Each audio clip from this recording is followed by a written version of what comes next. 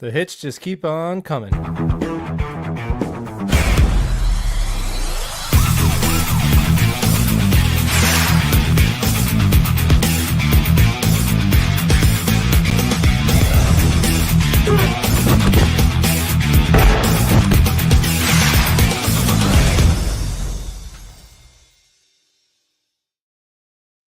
What is going on, everybody? Joined by Matt O'Leary and our Wednesday shows, which I think we're still one in. We have a terrible record since we started, but we're back, and the topics always write themselves because I had something else in mind, and then yesterday we get the annual athletic hit piece on the New York Jets, and here we are.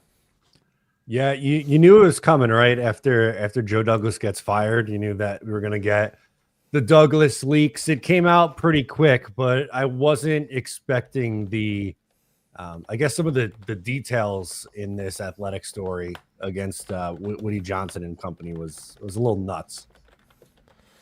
Yeah, dude, it's crazy, man. So forewarn, guys. Yeah, this is the topic we're doing. So I know there's people have mixed feelings in terms of this is all made up. You know, Rossini and Rosenblatt are doing Jets for clicks. And if that is, I'm not going to tell you to have trust in the media. So if that's your prerogative, but just forewarned, this is basically going to be me and Matt going through what's reported in this article and essentially guessing as to what we think about it. So that's pretty much going to be the deal of the stream off the top. So the first thing that was stated was that Woody Johnson overstepped Joe Douglas to fire Robert Saleh, which I felt like it was kind of obvious. Yeah, that is very believable. I think it was reported at the time too that it was a Woody Johnson decision. Mm-hmm. I didn't think that Joe Douglas would want to fire Robert Saleh in season, and that really started to feel like it's only a matter of time before Joe Douglas is next. Yeah, were you surprised that it happened in season? Because I thought that his contract would just run out personally. For Douglas or for Saleh? For Douglas. Yeah, I did. I did the same that you were just saying there, that you thought the contract would run out. Same thing for me. I think this is Woody Johnson kind of being like making it known that it's the Jets moving on from Joe Douglas and not the other way around. Because with the expiring contract, it could have just been, billed as, Joe Douglas wants to step away and, change a different kind of spin. And now the Jets will spin it as they're getting an early start on their head coaching search. And they do have to do that too, but I meant GM search, which I don't know how real that is. Like, is Woody Johnson going to like start interviewing candidates now, or like doing their parameters for who they're going to look for? That is still very much up in the air, I think, anyway. Yeah, because everyone else starts that in January anyway. Like this is the only GM opening, so I don't know how much of a head start you get. I do, just as a hunch, do think there is something to Woody wanting to dictate the narrative that like JD didn't walk as a free agent.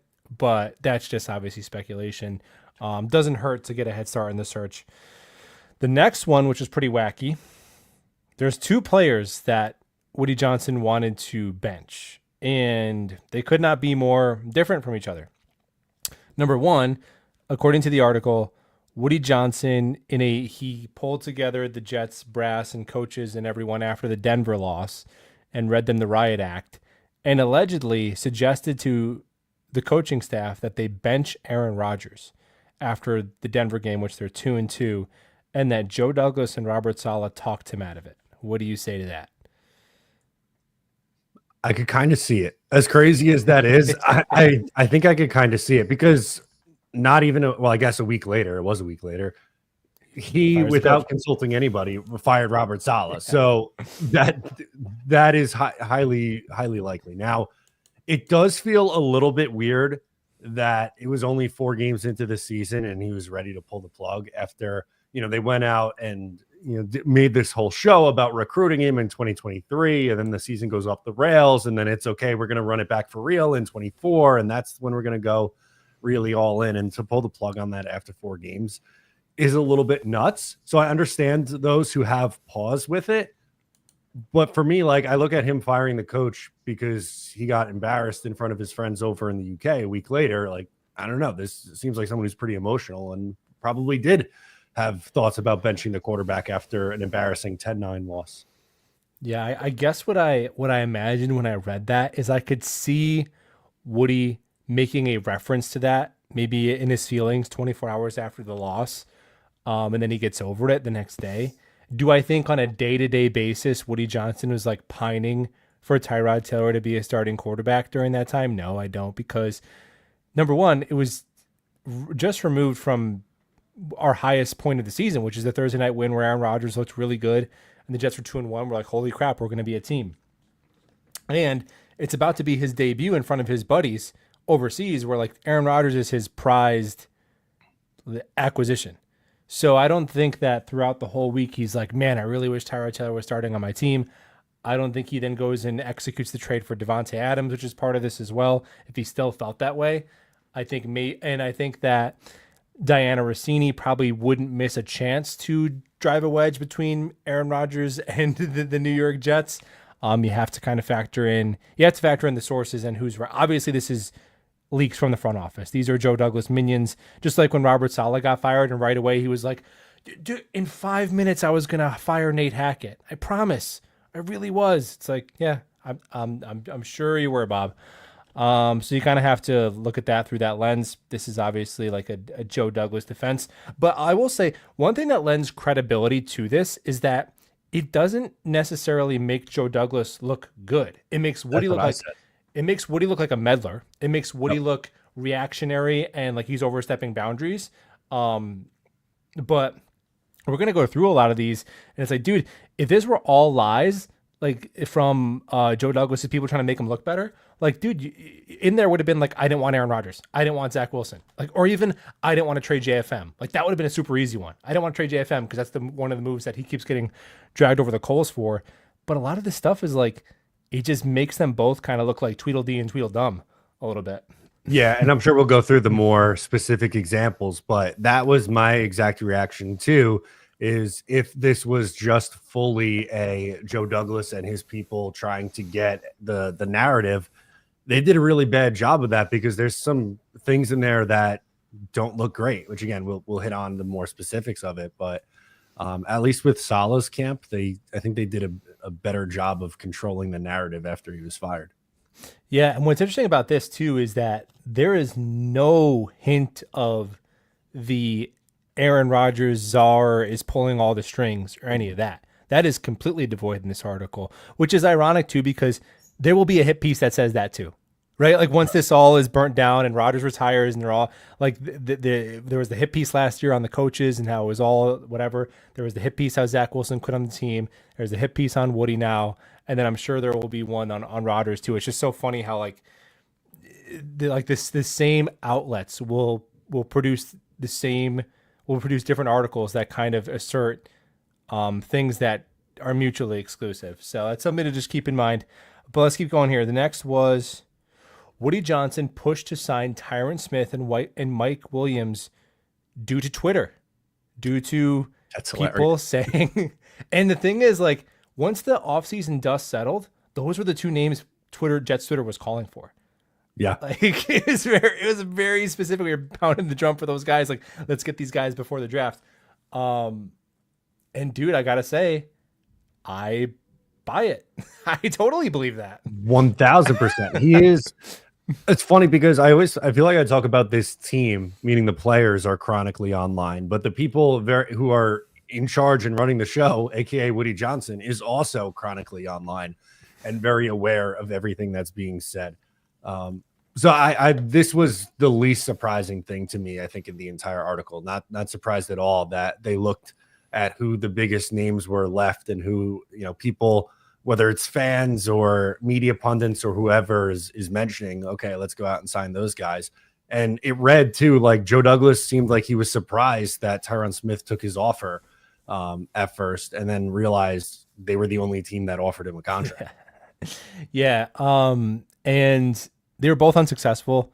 Like, to me, the whole JD or Woody thing, like, in my opinion, Woody Johnson is responsible for everything because he is the owner. So everything is either a direct decision of his or a decision that somebody he hired to make. The reason why I don't talk about Woody Johnson a lot on the channel is because I don't think it's something that's going to change. So it's like why would I waste time talking about the owner when the owner is going to be the owner?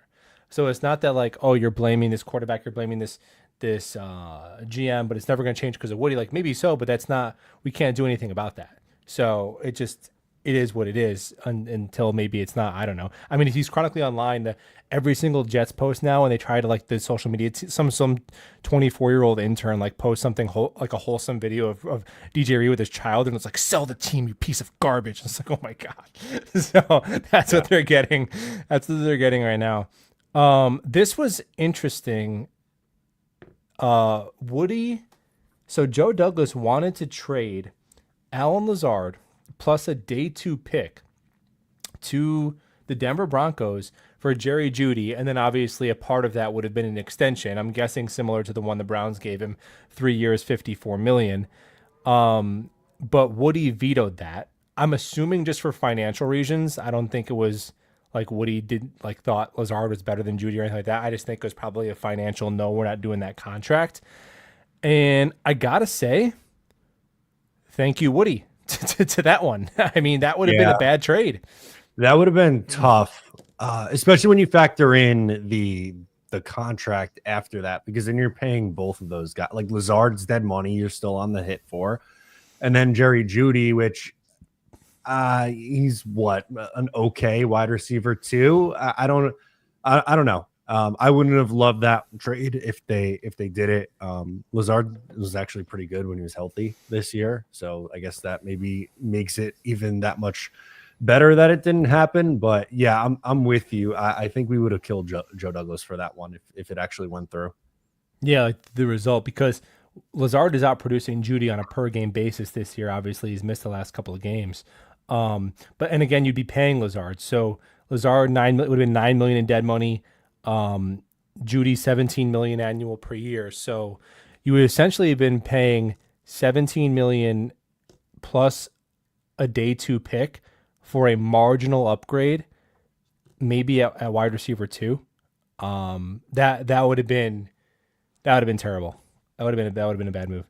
The next one is that Joe Douglas had an offer ready for Bryce Huff and his agent, but Woody blocked it and didn't want to give any new money, like long-term extensions to players on the Jets, which is weird because a little while later they extended Michael Carter. I don't know what to make of that. That is definitely the one of the stranger ones on this list. Like maybe doesn't pass the sniff test there because, like you said, they do the Michael Carter extension a few months later. Granted, I'm sure the money going towards Michael Carter or going towards Bryce Huff rather over Michael Carter is going to be more. And maybe it's Woody didn't want to spend that kind of money on what they viewed as a part-time player. Maybe that's the only other logical thing that I could come out of this. But going through all of them, that one I feel like maybe doesn't make the most sense to me. Yeah, I don't understand that one. And again, from Joe Douglas's perspective, this is a Joe Douglas leak. At the time when Huff walked, Joe Douglas was getting highly criticized. But I think throughout the beginning part of the season, the narrative was, oh, Joe Douglas knew, he was playing 4D chess. Look at Huff, doesn't even have a sack in Philly.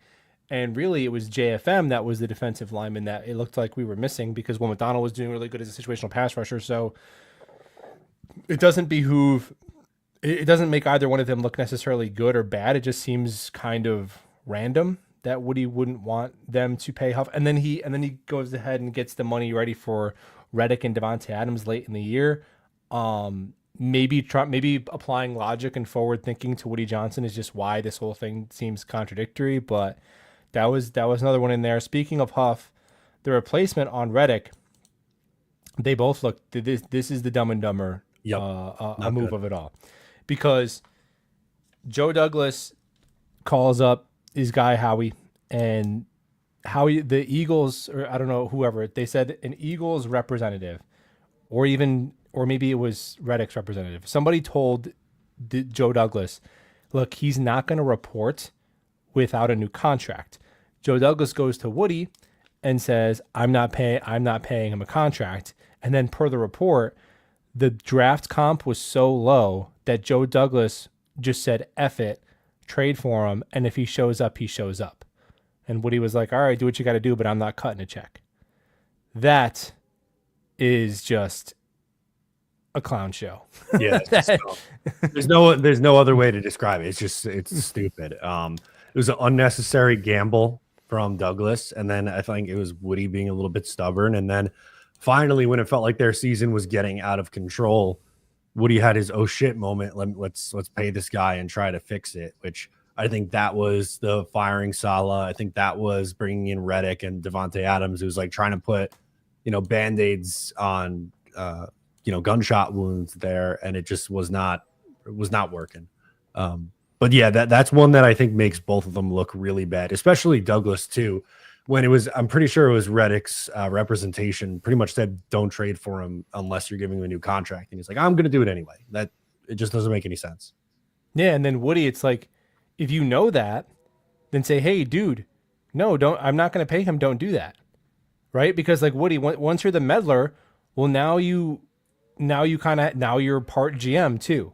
So now it's like, now you can look to Woody and say, you should have nixed that too. So that was brutal. And I think at the time, it was like, oh, well, you traded for Reddick. He's definitely a good player, a position of need, more accomplished than Huff, the guy you let go. The money is okay. Like a lot of the things about the Reddick trade right when the trade happened made sense. Like my video is still up there when I'm in my car. I got the tweet. I'm like, hell yeah, we got Haason Reddick. It's a cheap deal. Like this is gonna be awesome. Dude, like, yeah, if you would have told me the owner doesn't want to pay him and he's not going to show up if he's not paid, then yeah, obviously like our reaction to that trade would have been way different. So, and I think a lot of people at the time were saying, well, Reddick broke a promise. Like, no. Reddick, when those guys go to the podium, those players go to the podium and they read the script that they're supposed to say. Like, if you take that as gospel, that's on you. That's on you. You trade him.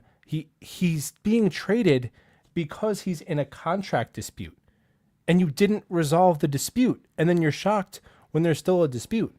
And there was reported too after the fact that when teams heard his contract demands, they hung up the phone. This is the only team that was willing to trade for him. Yeah, just like it was the only team that was willing to sign Tyron Smith. Like, again, this doesn't point to Joe Douglas looking good in all of this. No, they are both coming out of this not looking good. So that one was just disappointing because I felt like that was one where once this piece dropped, that was one where I was looking for, where it was like Joe Douglas did the trade, everything right, but then Woody got funny with the money. Like that's what I was looking for in there because I thought that might have been true. There was part of me that was still willing to give Joe D the benefit of the doubt in the Reddick trade, and Reddick is still dumb, by the way. The holdout was still dumb. Regardless, on the player, it was still dumb. So all three of them, Woody, Joe Douglas, and Haason Reddick, great job, you absolute morons. Cost you all nothing. And of course, Reddick, who holds out all season, misses camp, is immediately hurt. Who could have seen that coming? Woody makes the trade for Devontae Adams. That is another one that I feel like we kind of knew at the time, right? Yeah. Everyone knew, and that also didn't have me feeling great about Joe Douglas and his future. The quiet quit started coming out around that time, but apparently like it's been this way for like 9 months. So I don't know what Joe Douglas has actually been doing for the last 9 months or so. It's like a really long time of him just kind of. He's probably playing Candy Crush. He's playing Candy Crush so hard right now. Yeah, I would guess so.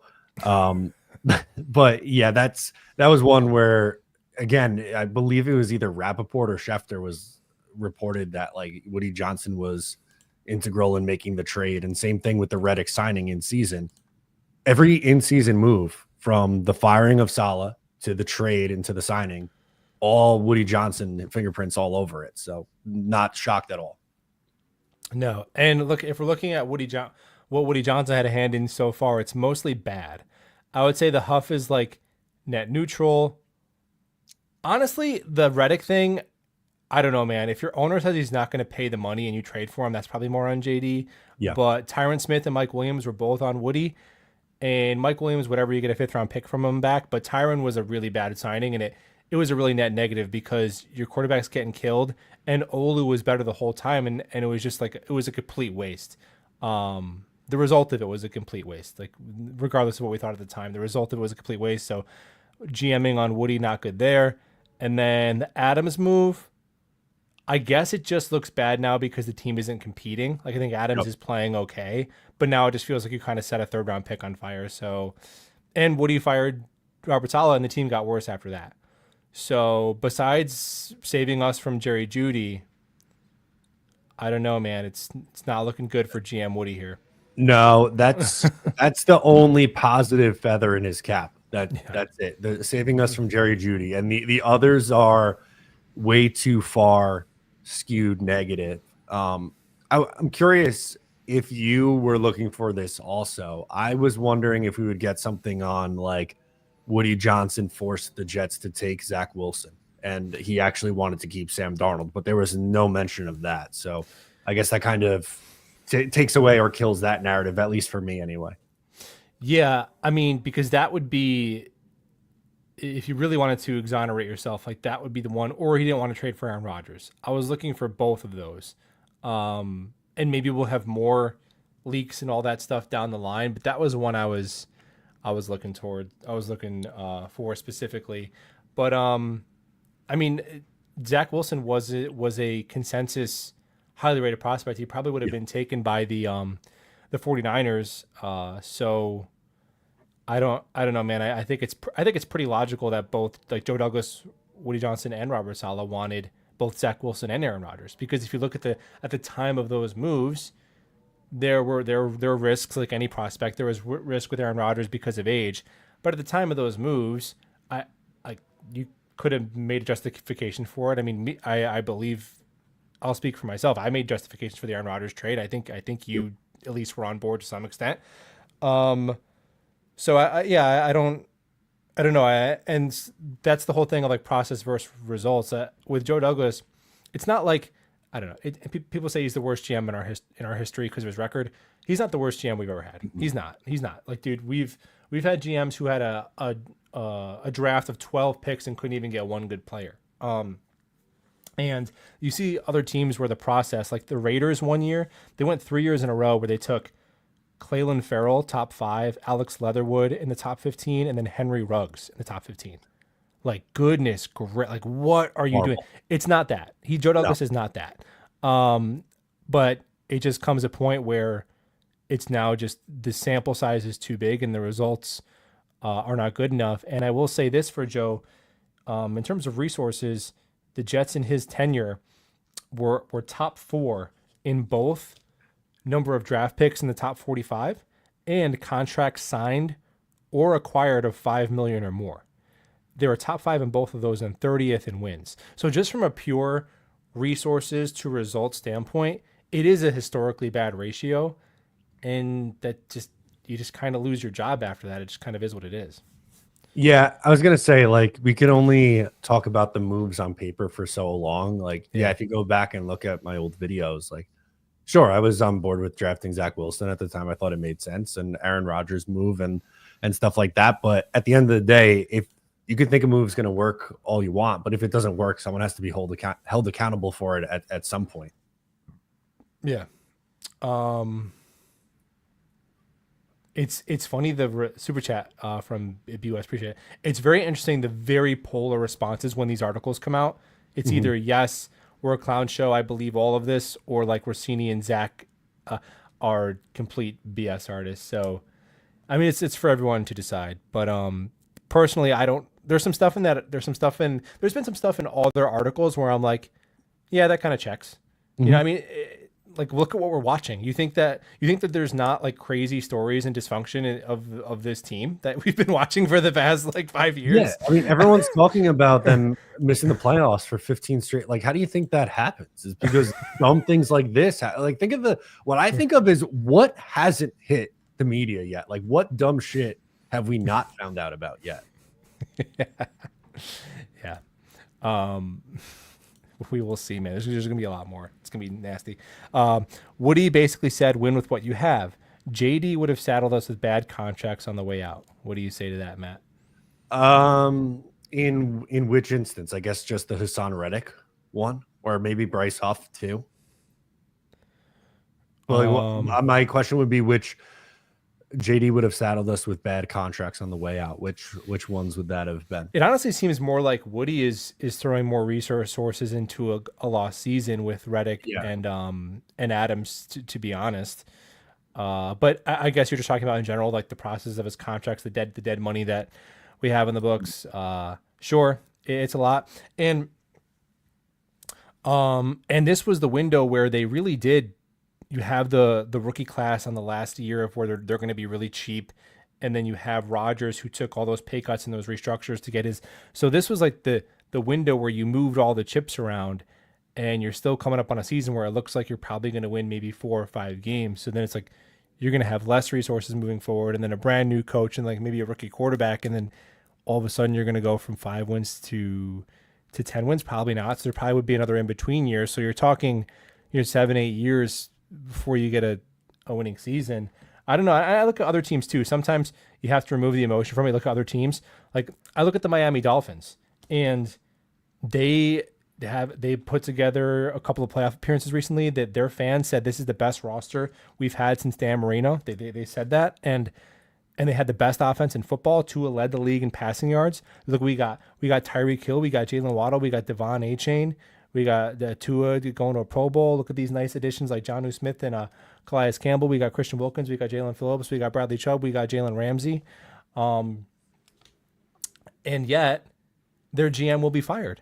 And no Jet fan will think it's crazy, and no Jet fan will pour one out for Chris Grier, and no Jet fan will want to hire Chris Grier as their next GM. And they actually got better results. They made the playoffs at least once, I think twice. I'm looking at the Jacksonville Jaguars, who the process, they took the highest rated quarterback prospect since Andrew Luck. They paired him with not Hall of Fame. They paired him with a Super Bowl winning head coach in Doug Peterson, and then they made the playoffs. And after that playoff run, they're like, holy crap, we got our coach. Trevor Lawrence is about to pop.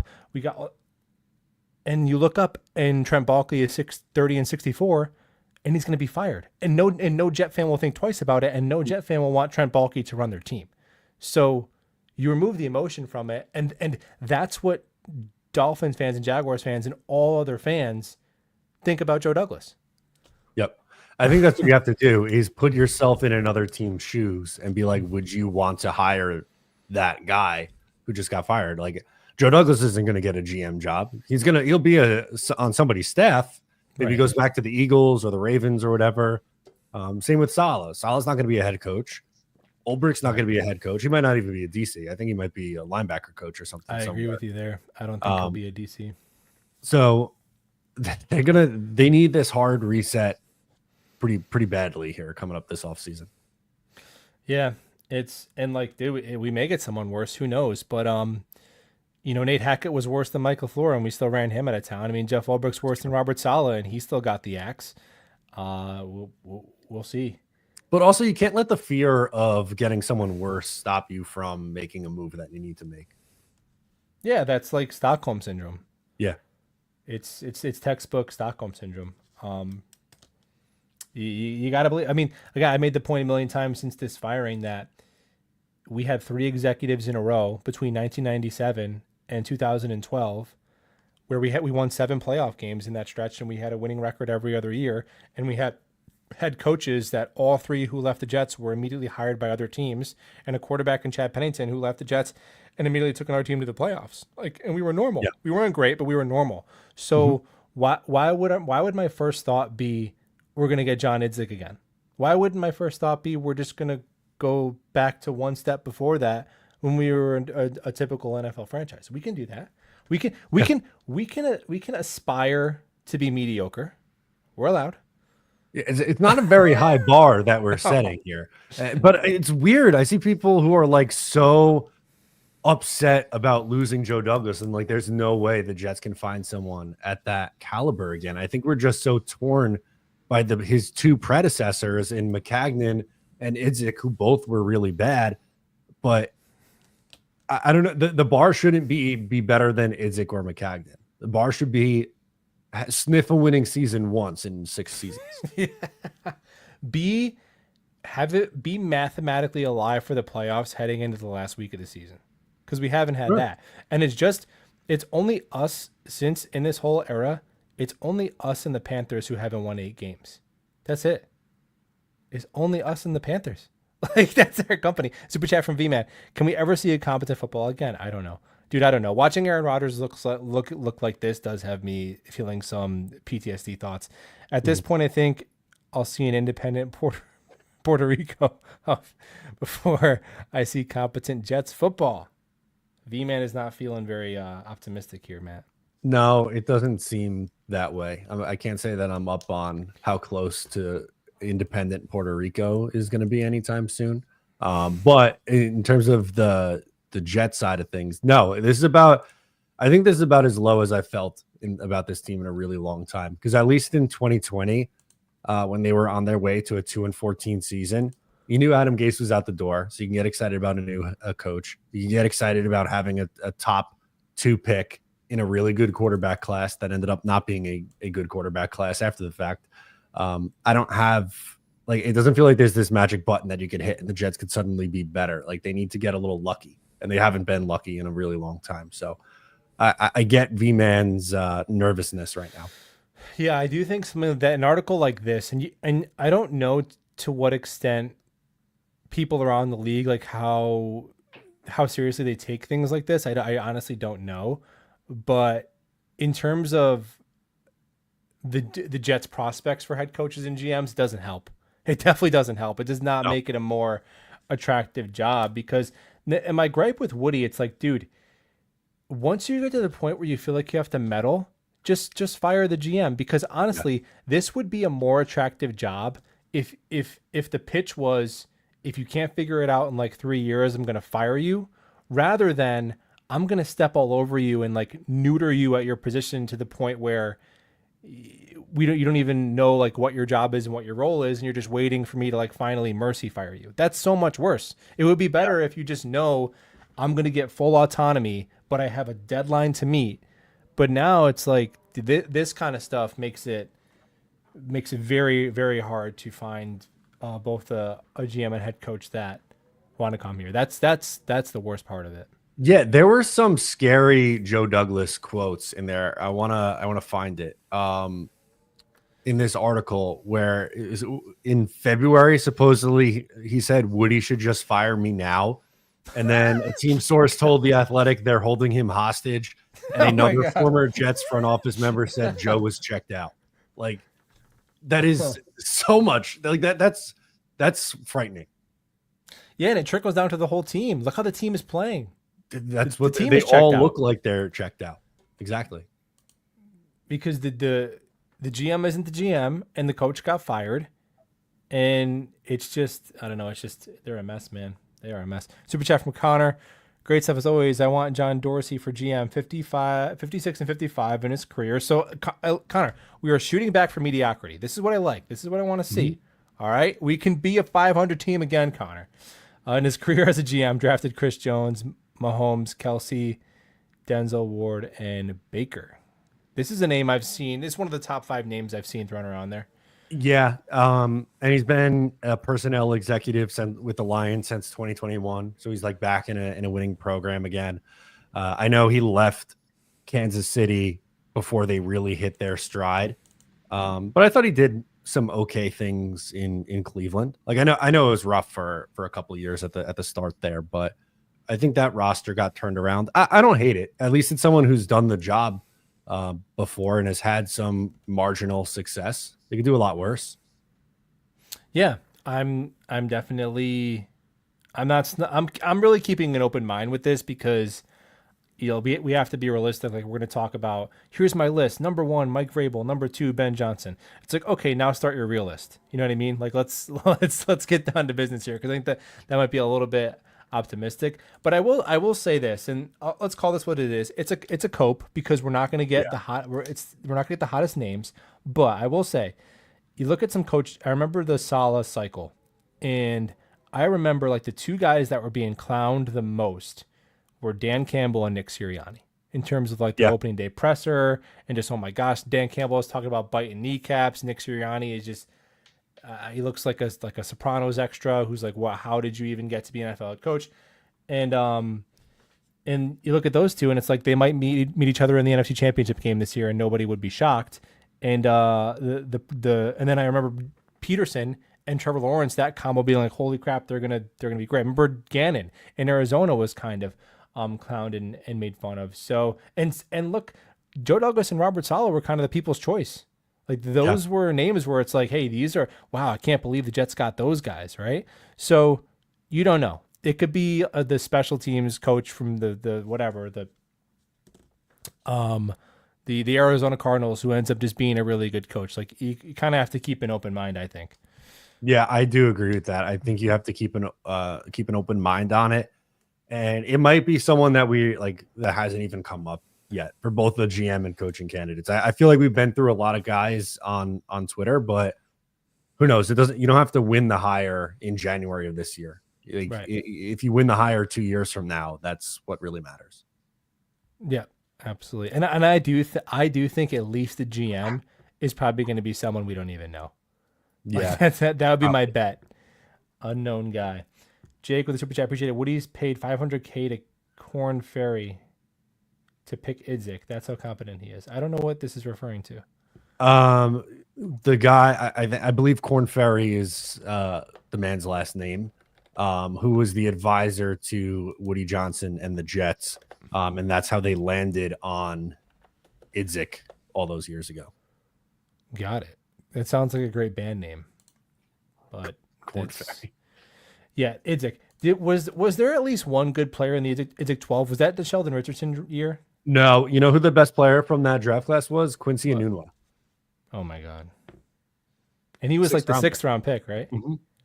What was that the pick where they took Ardarius Stewart and Chad Hansen? No, that was receivers? 2017. Oh my gosh, there's so much. That one was also really bad. See, he's worse than Joe Douglas. Come on, that's worse than Joe Douglas. It is. Mike McCagnon was definitely worse than Joe Douglas. Idzik in 2014, their first round pick was, who the hell was their first round pick? Oh, what the hell's his name? The safety, Calvin Pryor. Yeah, because wasn't it Calvin Pryor and Jay Samaro, or maybe that was Gino? Was 2014? No, Gino? it was no. Gino was Jason Morrow. I liked Jason Morrow. I thought he was going to be an answer at tight end. Honestly, I liked him. I liked Devin. I liked all of our second round terrible receivers. I liked Devin Smith, Elijah Moore, Denzel Mims. None of them did. It's tough out there, man. The wide receiver. I will say the wide receiver investments from JD pretty brutal. Although he finally has patched together a pretty decent offensive line. Appreciate the super chat, Jake. Yep. That Woody Johnson is incompetent. There will be no Woody Johnson defending. I think mine and Matt's position is Woody Johnson being an idiot doesn't absolve every single person beneath him. Like it doesn't mean Robert Saleh is a good coach and Joe Douglas is a good GM, but it's like owner is important. I mean, we watched the Washington Commanders get a new owner and immediately become a different franchise. I watched the Buffalo Bills. Immediately once the Pagulas bought the team, they broke their playoff drought 2 years later. Like it's not a coincidence. We all understand that, but it just doesn't absolve everything else underneath it. Because why would we even talk about the team? You know what I mean? It's like who are we gonna draft in the first round? Doesn't matter. Woody Johnson, like, all right, so I don't know, man. It's kind of a dead end. Harry, appreciate you, man. I think we should hire a guy like Curtis Martin as president of operations. Let him be the buffer between GM and head coach. This seems like this made the rounds too randomly on Jets Twitter. Have you seen this? Yeah, I have. I'm lukewarm on this, and my only, not that he's not qualified or that I don't love Curtis Martin. Obviously, I do. My fear is that if things go wrong, I don't want to then remember Curtis Martin in a bad light with the New York Jets. Like I'm always worried about the reunion tour, like when Phil Jackson came back to save the Knicks, and it obviously did not go well. Like now, I don't think Phil Jackson is remembered very fondly by Knicks fans. That's a good point. I guess if it's like Curtis Martin or the Johnsons doing it, I pick Curtis Martin. Sure. But yeah, I think you probably want somebody because somebody in response to this played a clip from his Hall of Fame speech where he said he can count on one hand the number of football games he's watched that he didn't play in. So he's not really like a connoisseur of the sport, it seems. Maybe, I don't know, that's at least what he said. Maybe that's changed since his Hall of Fame speech, but because so I thought I heard that he wanted to get involved on like the ownership side. oh, So it just okay, kind of feels like a meet in the middle thing. Not necessarily like him making the pro personnel decisions, but kind of like being the face of ownership for the Jets. That's how I've interpreted this. got it. Yeah, I Curtis Martin, Jet legend, obviously. I think I'm a little bit more inclined with the other Jet internet idea of Pete Carroll for that job. Oh yeah, I like that one a lot. I think that's a better fit. Just like connections wise and him being in the league more recently. But we love Curtis Martin. Jake says consulting firm paid 6 figures for the GM search. Yeah, that's and they landed on Idzik. They also landed on who was it Charlie Casserly that landed on Mike McCagnon and Todd Bowles? Yeah, that was tough too. Brutal, man. Who's it going to be this time? Who's the advisor going to be? Because wasn't Schrager the advisor for Joe Douglas and Robert Saleh hires? I don't feel remember. like I saw that. Maybe it's going to be you, Matt. I mean, it might be one of us. They read Jets Twitter. It's going to be Buffalo, Jeff Van, and Greenbean be advising Woody Johnson on who to hire. It's a clown show. Yeah, that's wild, man. Joe says JD got the media to take his side from that story.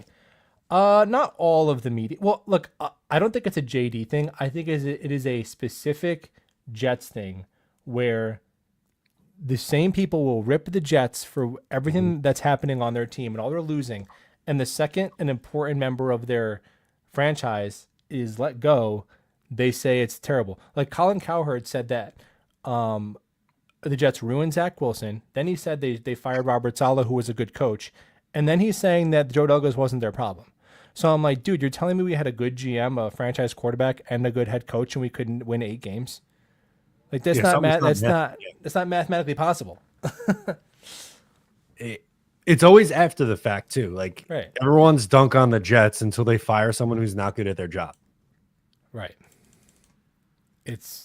And no one, and Colin Cowherd never said a word edgewise about Joe Douglas being a good GM or Robert Saleh being a good coach beforehand, because he didn't believe in the Jets. All his Jets takes were they're going to be a bad team this year. So it just, I don't know, that part is frustrating. Like at least from Jet fans who like wanted to keep Joe Douglas, at least I've been seeing you in the chat and on Twitter having that consistent opinion. Like no, I believe in Joe Douglas. Same thing with Zach Wilson. Like you believe in Zach. You thought that the whole time. Okay. Well, I mean, we'll see. Maybe I mean Joe Douglas will probably have to go to an assistant role first. Maybe he GMs again. Saleh will be a DC. The NFL loves to retread coaches. Maybe he'll get another shot. But yeah, just to switch up after the fact and just to clown the Jets is it's just low hanging fruit, man. Yeah, that's exactly it. It's the easy cop out way to go about it. Nicholas says, amazing how we fired Douglas and national media ends up shaking their ass for JD. But prior to being fired, he was lambasted. Sad, but not surprising. Well, I think it started with, is it McShay? Yeah. Who's his one buddy, of his buddies. Like literally his best friend. College roommate? Yeah. It's either him or Jeremiah, his college roommate. But he's got like an unbelievable relationship with like NFL draft media, it feels like. Yes. I mean, their whole fun. Remember, like Rex Hogan? It was like he's a very well respected around the league. He'll get it. It's like, what the hell? What are we talking about? Like, no. Where does anyone know where Rex Hogan is? I do not know. I think he was a little bit of a leak too. By the way, it is McShay who was the college roommate. Okay.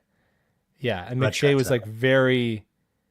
It's like an overly emotional, like Joe Douglas is going to be fine, but the Jets are going to be crap. Which, by the way, is not a positive thing. I think during this whole thing, when it's been coming towards the end with this Jet season and everyone involved, I think you get painted as negative if you say, "Hey, man, like maybe the guys in charge of a failing team kind of like failed," and then the response is like, "Why are you being so negative and toxic?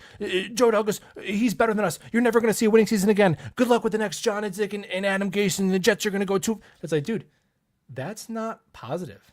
That's not a No, that's not positive. You could say maybe that's true, but that's not the positive take. Saying, "Hey man, we took a shot, it failed. We're going to start over. Maybe it could be better."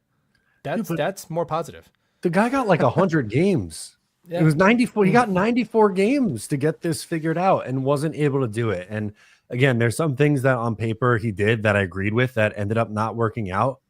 But at the end of the day, like you gotta answer the bell at some point. And they are one of two teams, as you mentioned, them and the Panthers, who have not found their way to 8 wins in the last 6 seasons. This isn't a league where it has to take a decade to turn it around. You don't need 5 straight years picking in the top 5. Teams go from really bad to good seemingly overnight with just a few changes. And the Jets couldn't find their way into the playoffs when half the conference makes it to the playoffs anyway. Right. And I think some of the examples I gave, the Jaguars and the Dolphins, like even amidst now that it's coming to a brutal end, they still found a way to make the playoffs at some point in their tenure. And depending on Tua's health and what somebody feels about Trevor Lawrence, like somebody might still think that they have something in those quarterbacks more so than you're going to have with a 41-year-old Aaron Rodgers. And I think all you could say the same thing about the coaches too, right? You could say there's excuses you can give to Robert Saleh that are valid. If you were to like Matt, if you were to rank, just take all the quarterbacks that started in each of Robert Saleh's 46 games as a head coach, and rank where they rank among quarterbacks in the NFL, and understand that the number is going to be lower than 32 with a lot of them, with Tim Boyle like not even the top 50, and then this version of Aaron Rodgers, and weight them by how many games they played. Like, what do you think would be the average of how high the quarterback that we played under Robert Saleh ranks in the NFL? I think the average might be lower than 32. When you factor in Tim Boyle and Chris Trevler and the fact that there are backups better than Zach, and now Rodgers is like the 20th best quarterback in the NFL, it might be lower than 32. I was going to go like 45. Yeah. Is that crazy? I don't know if it's crazy because according to Sean Payton, who I think knows ball, Zach Wilson is worse than Jarrett Stidham. And Jarrett Stidham is probably about the 45th best quarterback in the NFL. And Mike White is a third stringer. Like the only one that's a backup is Flacco. Yeah. Trevor Siemian's out of the league. So, I mean, and now it's like, oh, well, the coaches ruined this stack roster. It's like, dude, you ran out on average, not a top 32 quarterback. And then the people defend the quarterbacks and say the quarterback didn't have an offensive line. Well, hold on. You didn't have a quarterback or an offensive line. And again, you took a second round pick that a lot of people would have wanted. Aaron Rodgers' Achilles freaking sucks. Bad luck, straight up. But you can't say, "Oh, I expected to win all these. We should be winning all these games," when you don't have. You haven't had an above average quarterback Or a left once. tackle either. Yeah, maybe Fashion might fix that, but left tackle, quarterback, and head coach have all ranked in like the bottom 10 to league worst for the majority of like 90% of the tenure. Yeah, So yeah. I mean, you had like rookie Becton was okay. He wasn't That's amazing, true. but I thought he was okay. But after that, like the corpse of Dwayne Brown, Yeah. George Fant, this version of Tyron Smith, which was horrendous. Yeah, and then there was like the injury, like the Connor McDermott's Oh, of God. the world, like ABT having to spot you games, like Carter Warren playing over there. And again, it's bad luck in there, Becton and all that stuff. But you're to say like, oh, the coaches just couldn't figure it out. I don't know who figures it out with that level of play. And to be fair, the only quarterback that we know could do better with better coaching was the quarterback that that Joe Douglas inherited and immediately traded away. Yeah. And he took a quarterback who was worse. And now he traded for a quarterback who's worse than Sam Darnold, mostly because of injuries and age. And you might say that's hindsight 2020. We couldn't wait 4 years for Sam Darnold. Well, you can wait 8 years for Joe Douglas, so why couldn't you wait 4 more years for Sam Darnold? That's true. When you put it that way, yeah. I don't understand. It's so that's just the kind of the results of it, man. I mean, I'm just looking forward to like starting fresh though, and just not having to rehash this, but it's unfortunate, man. It's frustrating. That's for damn sure.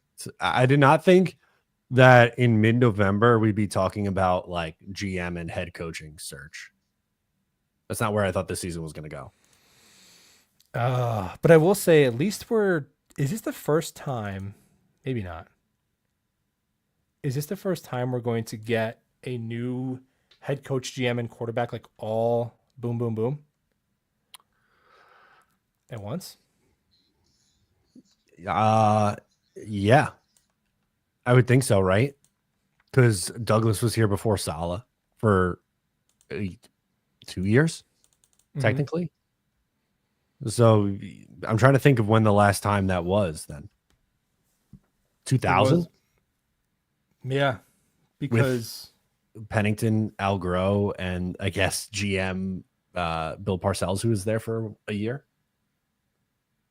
yeah, was that yeah? Because I think Bradway was 2001. Mm-hmm. Yeah, so it's been a minute. So this is a complete fresh start.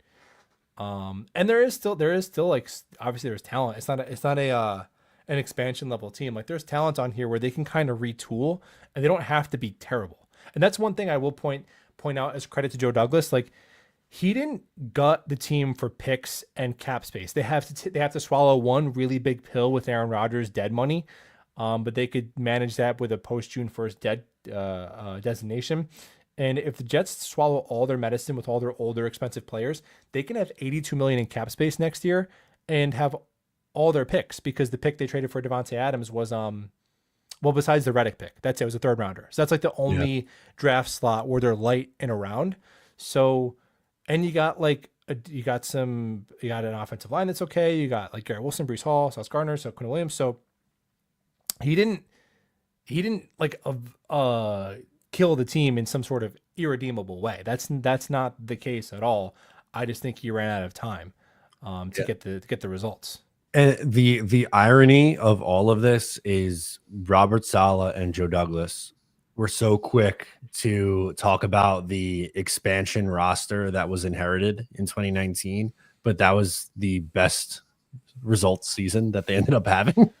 That's still so wild, man. Wasn't that the mono year? Yes, that was the mono God, year. They started, I think, like one how and is that seven, and they ended possible? up finishing 7-9. They went, yeah, Yeah, they went it was six like and the two down the most stretch. fraudulent win streak in NFL history. Yeah, that sucked. And it's ruining the draft stock. All right, everybody. Matt, what do you got coming on the channel these days? Yeah, so reacting to seemingly bombshell articles on the daily, pretty much. That's the only thing. No game this week. I'm excited. This is my first year in my new house, and I am doing the Nice. Christmas. I'm doing the Christmas decorations on Sunday morning because there's no jet game. I know it's a little early, but the weather's supposed to be good, and I'm going to do that and watch Red Zone and not get hurt by the Jets. That's my plan this weekend. Nice. Hopefully the Jets just keep quiet, keep themselves. Did you see also in that leak that Woody Johnson wanted to make them practice during the bye week? That's also really funny. I mean, it's not, but it is kind of at the same time. He's so embarrassed. He's like, at 3-8, you got to practice anyway. You don't get a bye week. And oh, by the way, I don't know if he mentioned it, but he was the decider who to bench Tony Adams. I don't know if we covered that, but that's No, pretty I think we hilarious as got well. we hinted Skipped at that. it, but never talked about it. That's hilarious. How did if he's really on Jets Twitter? How has Michael Clemens not been benched yet? That's what I wonder. Or like Javon Kinlaw, Yeah, because Tony Adams is not villain number one. or depending on where you go, Sauce Gardner for Quantez Stiggers hasn't happened yet. Like, come on, who is Woody really reading now on Jets Twitter? Yeah, play Brandon Eccles over Sauce.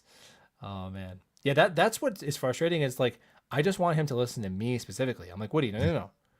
Like, come on, you're going astray. Like then we can know who's really right on Jets Twitter. You have to give one Jet fan account a year to get all the decisions, and then if they have a winning record, then you get to go again until Yeah, you I like lose, and that. then somebody else jumps in. I like that. That's a good plan. That seems fair. But until then, guys, we will talk ball soon. Go Jets.